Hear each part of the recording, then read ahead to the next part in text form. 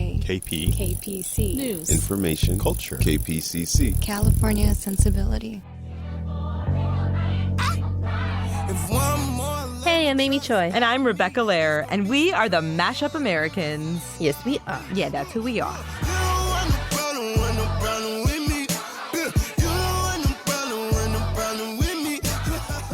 I'm in this moment where I've kind of added a new hyphen to my mashup, which is that now I'm a mom, which is really awesome and crazy to suddenly have like a new identity. Tell me more. Yeah, I mean, it rearranges your life in every possible way. Yeah.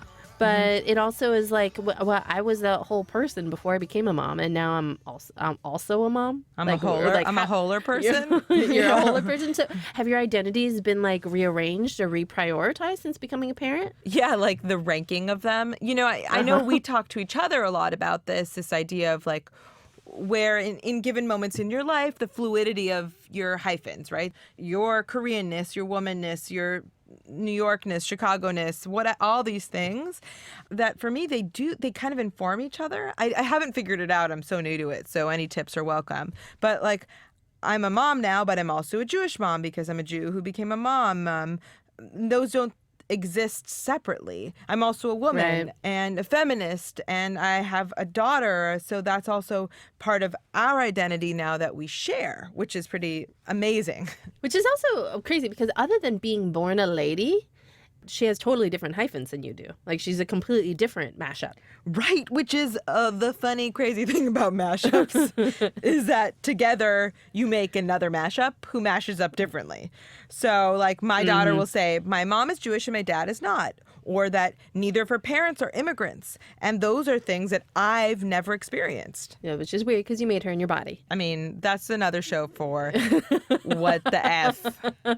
What the F. But it's like this, okay, so this tiny baby is going out into the world. They're going to find their own unique identity and find their like own way to be in the world and find their own mashup inspo, which is crazy because it's like we've worked so hard on ours. And we're proud of it and they'll be rooted in ours, but they'll be their own. And I think it's something that, like, I think, like, our generation has sometimes struggled with being able to embrace all of that. Like, having room to really be a mashup and, like, kind of do that flow between our different identities and embracing our whole selves and bringing it to, like, what we do, which is why our mashup inspos are so important to us. Right. The people who come by it honestly and just, like, live out loud. So we are so excited about our guest today, Lena Waithe.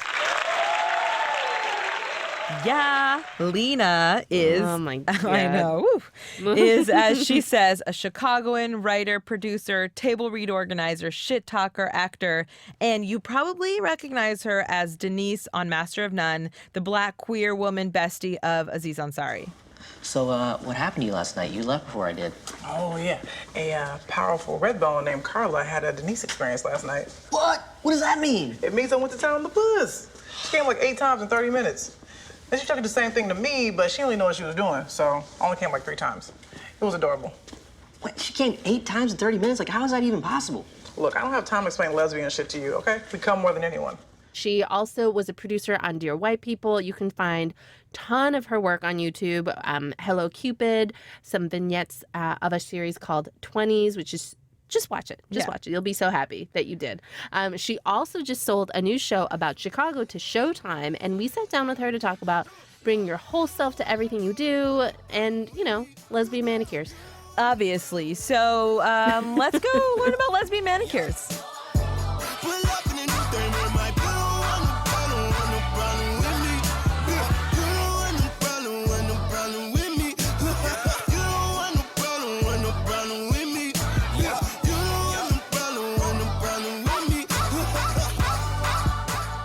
So, welcome to the Mashup Americans. What's up? Are we live? We are recording. Oh, really? Okay, so how do you mash up? As most black people, we would say I got two black parents. Did not do my ancestry.com. I don't know from what part of Africa my ancestors were stolen from. But I originally Chicagoan, but I'm an Angelino by way of Chicago, queer black girl currently residing in Echo Park. We're That's my neighbors. I live mashup. in Atwater Village. Oh, what up, what up, what up? Yay. Awesome. Look, I was raised on the south side of Chicago, but I spent my adolescent years, which are very formative years, in Evanston, which is really dope. Did you commute to, or were you with your family No, living we there? moved. No, we Yeah. moved because it was for schools. Isn't you know? it it's a great school, isn't it? Yeah, no, Evanston Township is like on the map. I'm not just saying that because I went there, but like it's like we're like on a list somewhere of like a really solid public high school. Amy went to New Trier. Oh shit, we can't talk. I know. Might have stolen your fire hydrant one day.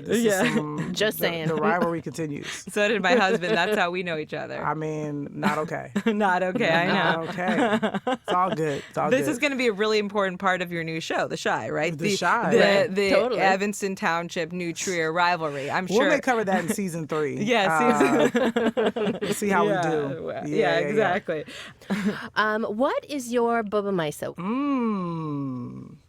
That's good. I always felt like Michael Jackson was not born of this earth. I always felt like he was like just sort of created on a different planet, and he was loaned to us. So that was the thing, because I remember when I was a kid, I asked my mom one day, I was like, is Michael Jackson magic? And because she's a good mother, she said yes. That's the thing that I think for us, like there are certain people that just sort of are superhuman. Yeah. And so I think especially with black folks, we just kind of feel like Michael Jackson was not made up of just skin and bones. There was something else going on. Totally. So that'll be the thing that I think, it probably ain't true, but I like to believe it is. Yeah. So we went down the Lena wormhole. Okay. You're welcome. Oh, thank you. You have a lot of new YouTube video views from these two ladies. We watched 20s, which was a series you made. So I had written a pilot called 20s, Yeah. and it still exists. It's still in the world. So people were sort of saying, well, we have Scandal, and you have a black woman on TV. These are cool. But I was like, yeah, but we haven't seen, like, what this is, Totally. really, where it's sort of like a queer black woman in her 20s living in Los Angeles who has 2 straight black girlfriends, you know, and the 3 of them sort of are going through life and working in different industries and trying to, figure it out.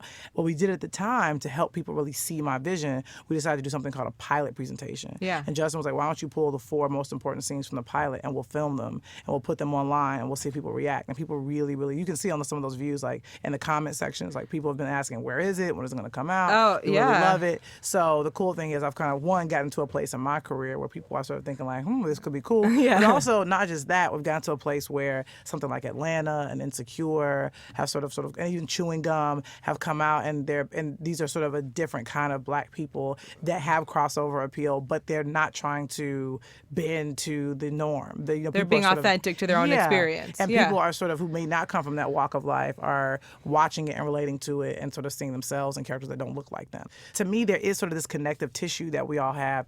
And it's like, that's the kind of stuff I want to do. I want to write about, and I want to get people talking about and say, oh, I relate to that, or that's not my experience at all. Because we still have to break out of that thing of like every time a black person, like myself, Issa, Justin, Donald, whomever it is, we do things, and we are kind of, I think, getting a little less criticism of like, well, I'm not like, or Atlanta's not like that, or I've never met a guy like that. There's a cool thing about allowing us to be our authentic selves and say, this is my experience as a black person in this city, in this body, in this sexual orientation, whatever it may be. Because Or just as Lena. Yes, too. exactly. All of those things together. Yeah. So, Lena, I mean, it's so interesting that you're talking about that there's now a little bit more freedom. Like, as you said, like you, Donald, you don't have to be feeling like you're holding the weight of your whole community. Right. And all of your different communities on your shoulders with your art now. Right. Because I think there's a lot of, one of our questions is like, do you feel nervous about playing into stereotypes? Like, do you ever feel anxious about, representing? And it sounds like what sounds incredibly freeing is that no. Here's the deal. There's still nerves there. I mean, like, because for me, I'm still sort of an anomaly in a way. There's still very few out black women in the industry that are in the public eye. But I don't ever feel the need to not be my authentic self.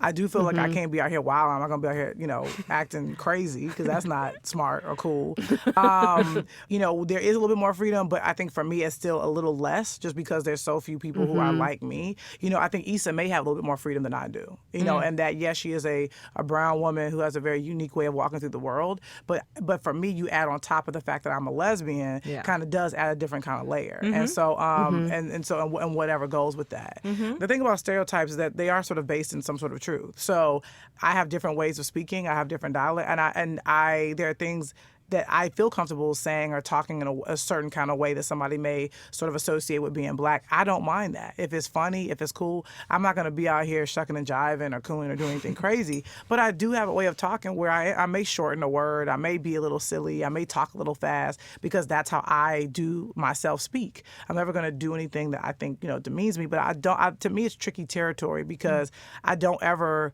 feel the need to have all Black characters look and feel like, Olivia Pope, even though Olivia Pope is flawed. But, I don't need to be, the great white hope.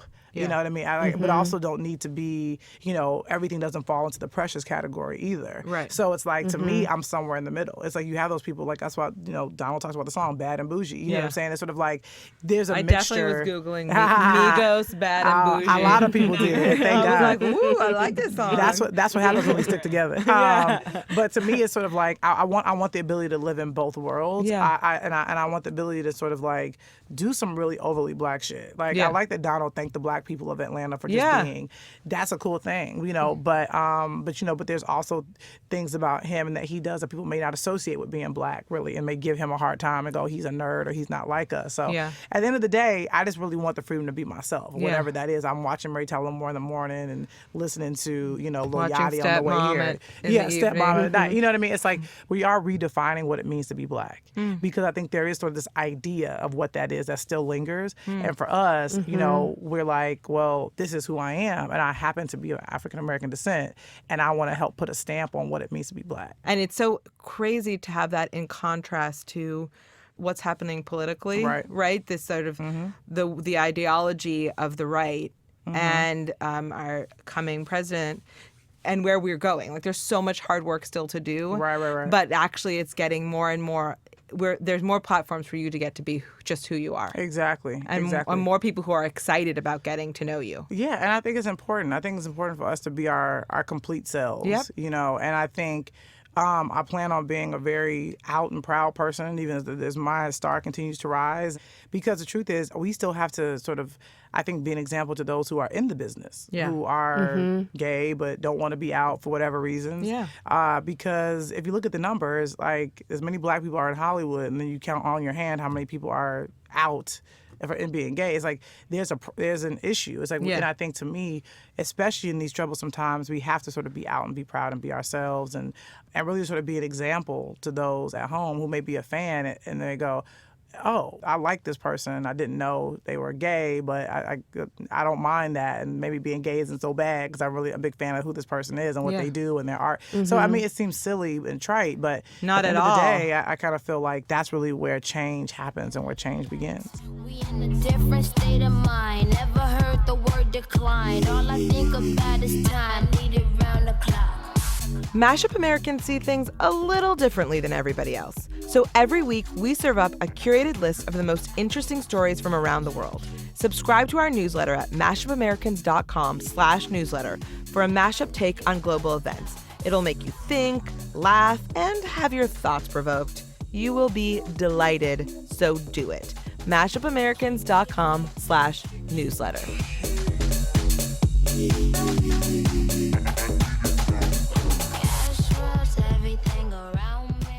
Thinking about, what does it mean to be an artist in the time of Trump?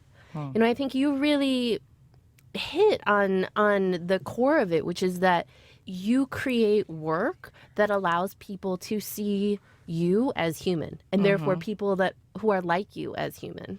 Being an artist in turbulent times is nothing new. James Baldwin, would laugh at, the idea of us trying to be artists in this day and age. Yeah. Because the truth is, so would Langston Hughes, so would Zora Neale Hurston, so would Basquiat in a way. You know what I mean? It's like, ultimately, you do what you always do, and you make art. That in itself is a revolutionary act. And so I think we must continue to make art, continue to make it honest, and also continue to rage against the machine. Yeah. Because art artists who, like myself, who work in television or features, there are big studios, there are networks that may say, oh, we don't know if we necessarily want that on. And so it's our jobs to challenge them and who may not look like us, who may not come from a walk of life that we do, and may say, I don't understand that, or I don't get that. You got to kind of rise above and do what Donald and Aziz and Issa have done and kind of go, I know you may not get it, but there's a whole group of people out there that will. Yeah. So trust me and let me put this out into the world, and I really think you'll see a huge response. And I think that's sort of what's been happening. Right. Not just people who already get it, but people who, because the art itself is good, want to learn more. Right, exactly. So, I'm not a Black queer woman, but I have watched literally everything that you have created that is out there in the world. And I'm like, so I much. I want appreciate more. that. It's like, I was telling Rebecca the other day, I was like, didn't know that I have been getting lesbian manicures my whole life. Yeah. Yo, got one right now. Yeah, it looks really good. I got a straight lady manicure with the nail polish on. Well, I mean, the nail polish is cool. You just want to make sure it's organic and all that kind of stuff. Yeah, exactly. Right. Well, they say non-chemical, but I feel like they're You want lying. to be careful where you put those, just in case. hello. But I'm never afraid to talk about those things and do it in a way that's kind of fun and silly, so that way whether someone's queer or not, they can kind of look at it and laugh or relate to it. Yeah. Or just kind of that's the thing. I think art kind of helps us to learn about each other.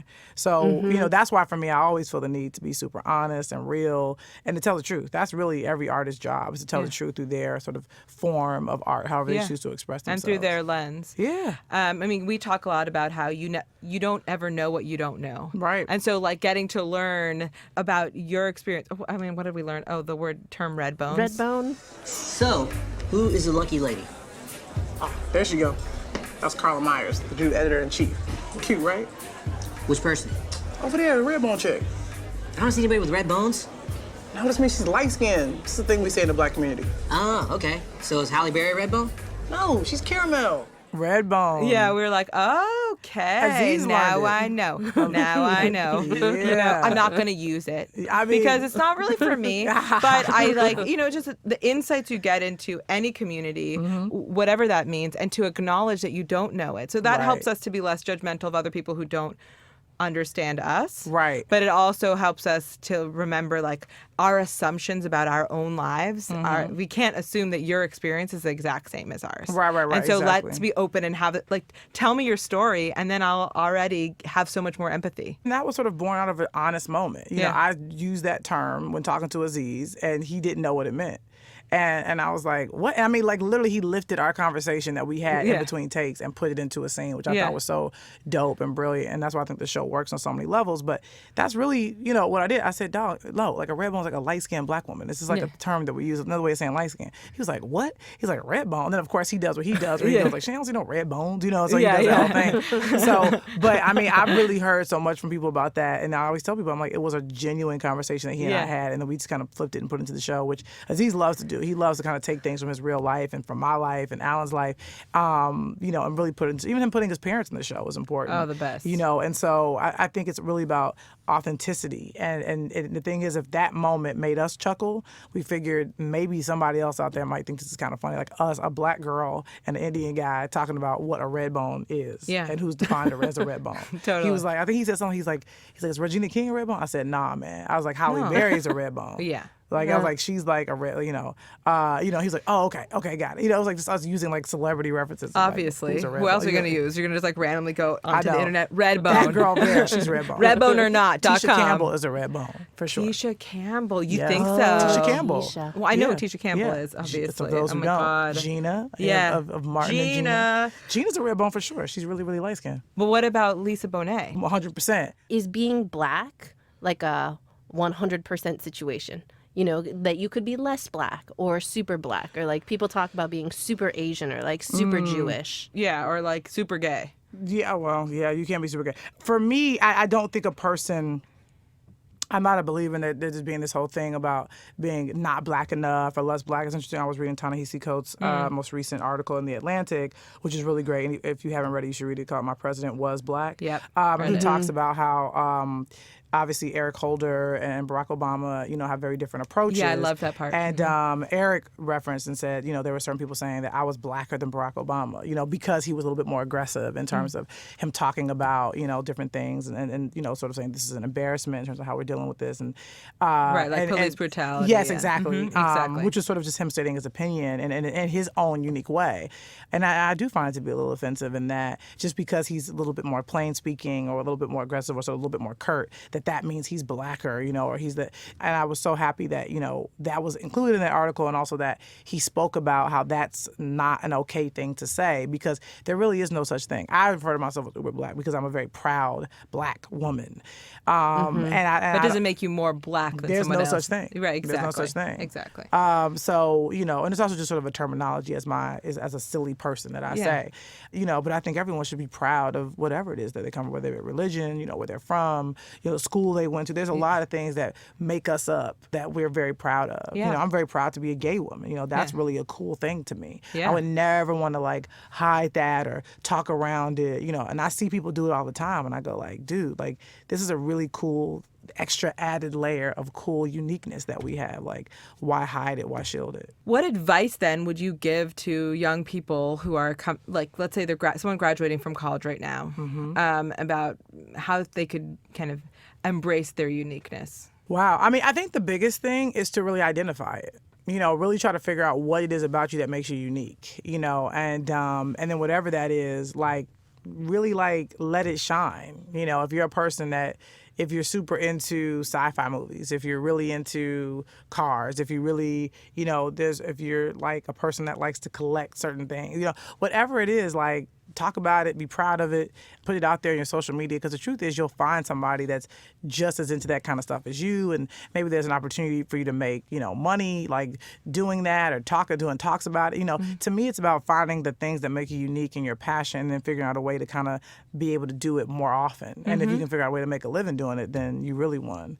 Everybody wants to fit into a sort of, frame, or everybody wants to be like everybody else. And I always sort of say, but the coolest people that we look at and admire are so the opposite of that, a la Prince, a la Donald Glover, David Bowie, Michael Jackson, these people that we really look at it and go, oh, they're unique, they're different. But then we kind of go, well, I'm not like that. It's well, no, maybe not exactly, but there's always something about you that makes you uniquely you. And you should kind of wave that flag as much as you can, because there's going to be somebody else out there that, even though that may not be their thing, they're going to look at you and go, wow, that person really embraced who they are, and it's going to inspire that person to do the same thing. It really sounds like it's something, I mean, as you're in your 30s and you and your lady think about maybe having kids, no pressure. No pressure at all. You'll think about parenting and how you were parented. Right. Do you think that this has a relationship to your mom or dad, or how you were kind of raised? I definitely wasn't raised in a household that was be you, whatever you want to do. I was raised in a middle-class black family. They were sort of get a job, don't go to jail, don't do drugs, you know what I mean? And, and my dad wasn't around post me being 7 years old. So, I think for me, I was sort of always a unique person, or an odd duck, as one may call it. And I think what happened was, as I got older and moved out of Chicago, especially coming to LA, it was a little bit more embraced. Because I realized I was around all these people that were just as obsessed with the movie industry and television industry and certain actors and different things and scripts as I was. So I was who I am is kind of cool. Yeah, and really cool. And me being gay and being black and having locks is kind of cool. People seem to really respond to it, and because it was different. It was, and I felt, and once I realized I was a breath of fresh air, I was okay, then I was gonna be myself to the umpteenth power. Right. And people really, really sort of responded to it, and just who I am. Liberating too. I mean, it's fantastic, and who I am, being from Chicago, and being queer and having a sort of an androgynous sort of style. People really sort of took to it and thought, oh, that's kind of cool, that's kind of fly. And as I sort of progressed in my career, it went from putting it on the page, and until a casting director noticing it, and Aziz going I want you to be in my TV show because I think you look a certain, and all those sort of things. So it all kind of boiled over. It boiled over, and now you are the reason why people want to watch those shows. I cannot tell you, my husband Gabriel, who's What up, straight. What up, Gabe? He's a straight Latino first-generation dude. You are his favorite character on the show. And literally, he cannot talk to any of his friends without saying, "What's up, dummies?" It's like, that's amazing. "What's up, dummies?" All the time. And he's like, it's so good. I hope not. Something. What does it mean to you to be creating it? Oh my gosh! I mean, it means so much. I mean, I think me being from Chicago is, is such a huge part of who I am and my identity, and it just, it's in the fiber of my being. Right. So, and it's the first drama I decided to write. A lot of my stuff, obviously, I have a very comedic background. I just really realized as I was seeing all these stories come out about Chicago, particularly the South Side of Chicago, which is where I'm from. There were so many stories about these people just dying, being shot, and majority of them young black men, some of them innocent children, obviously women as well. But I sort of felt like there was sort of people had become desensitized by the numbers that were coming out of the city. And what I was noticing is that specifically black men were dehumanized. Mm-hmm. And I feel like whenever that happens, it becomes really dangerous. Being from there, but my family still lives there. I have a nephew who's being raised there, who my sister let me name him, and I named him Langston after Langston Hughes. Yes, for, you on did. purpose. I love that. But the thing is like, I know these black men, I know these young people. I know the women that are there. My mom, my aunt, my sister, they are Chicagoans. And I think there's this weird thing where people sort of feel like it's just a jungle and people are just sort of killing each other. It's like, no, these are human beings who are living their lives every single day. And it happens to be riddled with violence. Yeah. And so it's about survival. It's about, living your best life. And it's about how everybody interprets that. Some people have different escapes. Some people kind of become products of their environment, and other people refuse to do so. And it's also this weird thing too, where there's this weird thing like, I got to get out of the hood. Like there's certain people like that don't want to leave Chicago, but they want to be in a better neighborhood within Chicago. Right. So it's like they're not trying to get out of their hood per se, but they're trying to make enough money and live in a way where they can go to a neighborhood where their kids can go to really good schools and grow up to be whatever they want to be. And that is a daily struggle. And I felt like there was drama in that because there are people there who are living, loving, praying, searching, looking in that city. And the backdrop, happens to be like that there's sort of an internal war going on. And rather than exploiting it, I really want to try to find the why. Like, how did this city become this? And it's a city with a very, complicated past. Yeah. It's never been perfect. But I do know that Chicago is a beautiful, beautiful city. And it's one with very complex people that live there. But they're very proud people, and they're good people. And I just sort of wanted to do a show about the city and about the people that live there, and sort of put some humanness behind the headlines. Thank you so much, Lena. This was amazing. Thank you. We're really excited for you. Thank you so much. I can't wait to come back. One day, when the glory comes, it will be ours. It will be ours. Oh, one day. She just exudes coolness. Like, it's so natural and so smooth and so inspiring. And I know. It's definitely speaks to our deep uncoolness, that we think her coolness is inspiring. We're being honest. We're showing our true colors. We're not that cool, guys. Yeah, sorry. That's how it works. Yeah. But anyway, we love you, Lena. We are inspired by how you walk through the world and how you live your life out loud. Guys, you can all follow her on the socials at Hillman Grad or at Lena Waithe, and definitely check out her new show, The Chi, which will be out on Showtime in the near future. Bro, I cannot wait for that show. And you know what really resonated for me in this conversation, among the many things, was the idea that with this new political regime, the role of the artist is even more important, and perhaps the most important. And for all of us to tell the truth, to tell your truth, and to speak truth to power. I mean, we're in this together, and as our forever president said, the mashiest president, we can make the world a better place together. So from all of us at the Mashup Americans, thank you, President Barack Obama, for always believing in us, for inspiring us to aim high and to work hard, and for showing us that serving our communities is a privilege and finding joy in them is a gift. Yes, we can. Yes, we did. And yes, we can.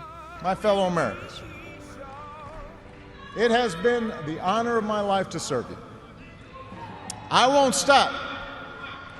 In fact, I will be right there with you as a citizen for all my remaining days. But for now, whether you are young or whether you're young at heart, I do have one final ask of you as your president. The same thing I asked when you took a chance on me 8 years ago. I'm asking you to believe, not in my ability to bring about change, but in yours.